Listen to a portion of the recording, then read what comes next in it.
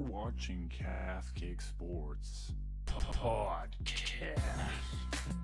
Good afternoon, folks, and thanks for joining us. Today we have joining the show, she is the interim Atomweight Muay Thai and Atomweight Kickboxing World Champion in one championship. Janet Todd, how are you doing today? I'm doing good. How about you? Oh, you know me, hanging out, doing the job. You will be facing Allycia Hellen Rodrigues for the undisputed Muay Thai title. This is going to be on December 2nd at 1 on Prime Video 5. How's the game plan coming along? How's the training, everything like that? Everything's coming together. I'm feeling excited. I'm leaving in two days, so it's like the part where I get excited. It's finally here. No, finally back in the one circle. What's your game plan for going into flights? Because that's not a short flight just around the corner there. And now you're going to Singapore quite a bit from California. Do you have a game plan for going into flying mode? Yeah, just wake up, have decaf coffee is the key. You can't have real coffee or else you can't sleep on the plane. And I just plan to sleep all the way there. Awesome stuff. Just relax and sleep. Love to hear it. And also, major congratulations on your win against Pizza Power at Lara Fernandez. How did you feel about the win? How did you feel about the performance in this fight? It didn't go according to exactly how I planned out in my head. But it did show that, I'm still capable of finding that, I call it my 10th gear, being able to push in that 5th round to do what I got to do to win. So, I was happy about that. Laura's a a tough girl.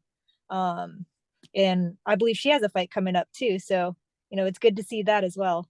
Oh, yeah, absolutely. And you also have Jackie Bunton fighting at your gym. And it seems like Brian Popejoy is really putting out some really talented fighters. What kind of separates him to turn these people who are talented into great fighters? Man, there's so many things. First of all, he's constantly growing as a coach, always watching fights, always watching not just Muay Thai or kickboxing, but MMA, boxing, being able to mix some of those elements that might work in our Muay Thai and kickboxing game and just being able to have that like seeing that like tiny detail in our technique and being able to say, okay, well, maybe you didn't turn your hips enough, or maybe you need to sit down a little bit more. And all of a sudden, we're punching with more power, or we're kicking harder. It's crazy the kind of eye he has for this, for technique and for the sport. And the one thing that I do appreciate is, Jackie's a different kind of fighter than I am. He doesn't force us into a certain style. He kind of takes what we're each good at and tries to expand that more, and expand our tool set to be able to take advantage of our strength, but also, be able to bring up things that we might need to work on. So I think that's what really sets him apart. And he knows the sport, he knows the game, and he has the eye for it. And it's clearly paying off. Like turning great fighters into even greater fighters is really a major challenge. But you came from a gymnastics background and then fell in love with Muay Thai.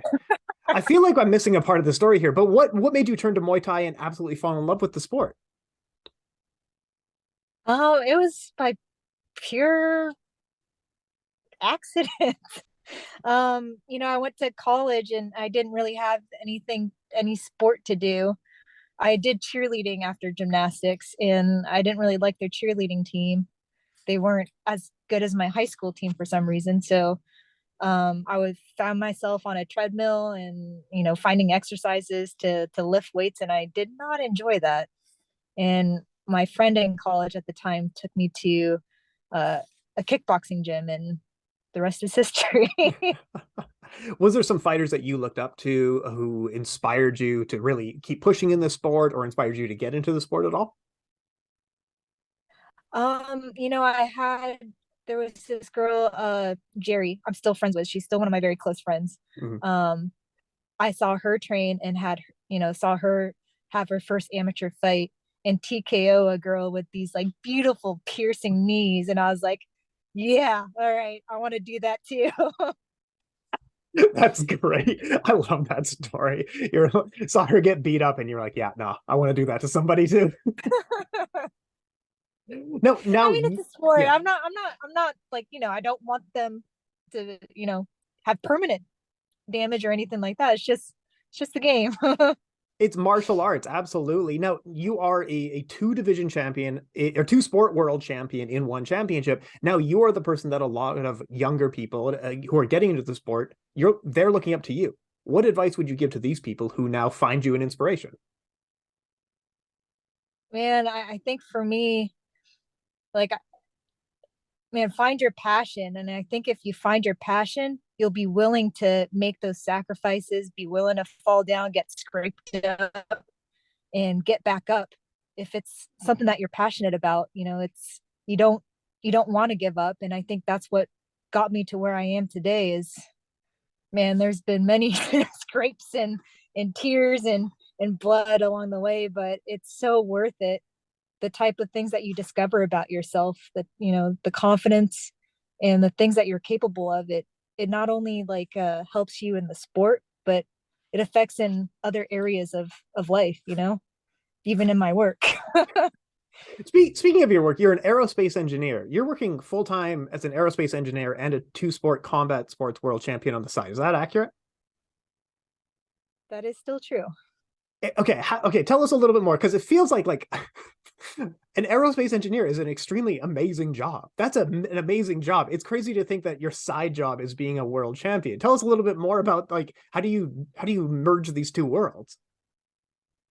Honestly, it works different parts of my brain. I think with like the engineering, I really have to be logical, double get you know double check everything, you Mm. know doubt everything I do so that I can make sure that I do it right, versus martial arts where I have to go with my instincts.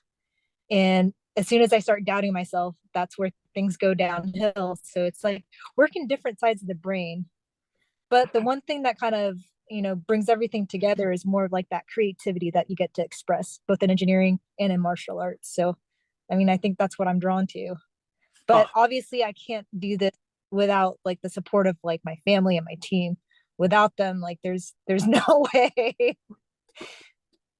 oh yeah, no, absolutely. Family's been most important. Now, I also want to ask about women getting into the sport because a lot of women do want to get into the sport, but maybe find it intimidating to get into the gym. Would you have any advice for these women who are struggling who are intimidated to go to a Muay Thai or kickboxing gym? I mean, there's always going to be a gym that's right for you. I think my suggestion is to try out a couple gyms and find the gym that has sort of that I always like the family feeling when I go into the gym. And that's what Boxing Works and Brian Popejoy brings with his gym. And that's what sort of attracted me to his gym. And I think having that sort of family environment is more inviting for me. So I think you just have to kind of try out different gyms and see what fits you and what you're looking for. Just because one gym wasn't a good fit doesn't mean that the five others around the neighborhood aren't going to be good either. So you might as well just try a couple out. I'm sure you'll find something that you'll like. It's okay to shop around to find like where you fit in best. Absolutely, I agree with you. A couple more questions for you here. Yeah. When you eventually, let's say 5 years from now, 10 years from now, you want to look back on this career, what do you want your legacy in combat sports to be? Man, people keep asking the legacy, and I just want to be I just want, people to look at me and realize like what they can be capable of doing. Like I didn't start off in the sport at a young age. I really had to work hard for it in the last, 12, 15 years. And, this is what we're capable of. And I just want to be able to open up doors for people like Jackie and other US athletes that want to, you know, become world champion on this type of stage. So I just want them to know that that's what they can be capable of. Awesome stuff. Awesome stuff. And Janet, last question for you. And you already know what the question is. Every interview, I know you're annoyed with this question. What's going on What is with the Anissa? question? You know what it is. What's going on with Anissa Oh, Nexon? What's going on with Anissa? Like, are we getting the fight? Or do you want the like? What did she want the fight? What's going on? I know you get asked every interview for no, this one. I definitely do want the fight. She's definitely considered one of the best, and I would love to, I would love an opportunity to challenge her. So I think that's the next fight to make. Awesome stuff. All right, Janet, Todd, best of luck upcoming. It's going to be one on Prime Video 5. It's going to be on December 2nd for the undisputed Muay Thai Atomweight World Championship. You get the last word here. Shout out who you need to shout out. Talk us on out of here, Janet. Well, like always, thank you for everybody, providing me encouraging words and supporting me. I'm training hard so that I can bring out, the best version of myself, and,